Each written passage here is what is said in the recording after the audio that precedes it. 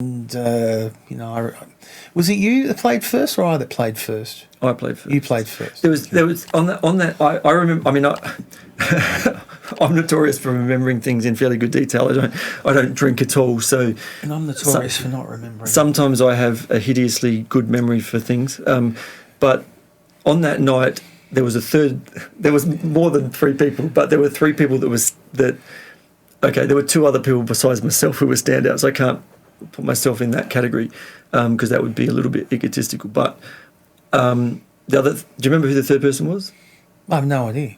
Gert Admiral. Oh, and right. Gert Admiral is like he's like a bit of a crooner, a bit of a Chris Isaacs. Is that kind of the? Yeah, he was a Dutch version. He's a Dutch version of Chris Isaacs. He had a big, smooth voice, deep, and just he was impressive. And I actually thought that if he'd kind of continued on with his music, I think he was a bit older than both of us, but I really thought he had a real shot at it. Especially at the time, because at that time, Chris Isaacs was big, and just thought he could have just played to that. He was a unique individual. Oh, he was undoubtedly, but he had great songs. Like this is the thing. You're going to an open mic. Great songs, deep voice, and he had that lilting Dutch accent. It was very charming, and he had a presence in a room as well because he's pretty. Yeah, I think he was big. He might have even bigger than me, and I'm 6'4". Yeah, no, he was taller than you. He was just solid, broad shoulders, and when he walked into a room, you were just like, "Oh, he's here." Yeah. So he played. Now I can't remember whether he played. I think he may have actually played after both of us.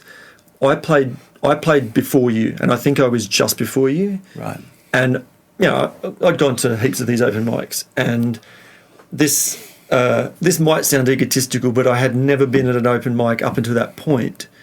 Even though I was always nervous when I played and I was playing my original stuff, I'd never been to a Scala open mic where anybody had intimidated me in the sense that somebody had played before me and I thought, I don't want to follow that person.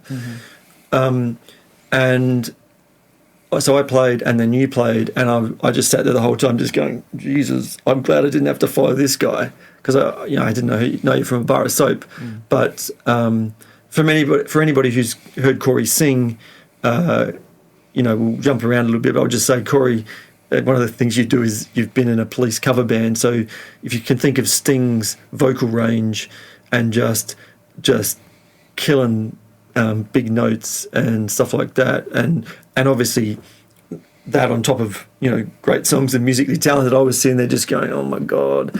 And so I was kind of taken aback and thought, geez, this guy's good. And then we chatted afterwards, and I think the feeling was kind of mutual in the sense that you I can't remember whether I went up to you or you came up to me, but we sat down and chatted, and I think then Gert played afterwards, and then we started chatting to him as well, and it was kind of like the 3 amigos of like, man, we all did a pretty bloody good job tonight. But that was the first time that I thought I never want to have to play after that guy at an open mic. If there's ever an open mic, I'm going on first.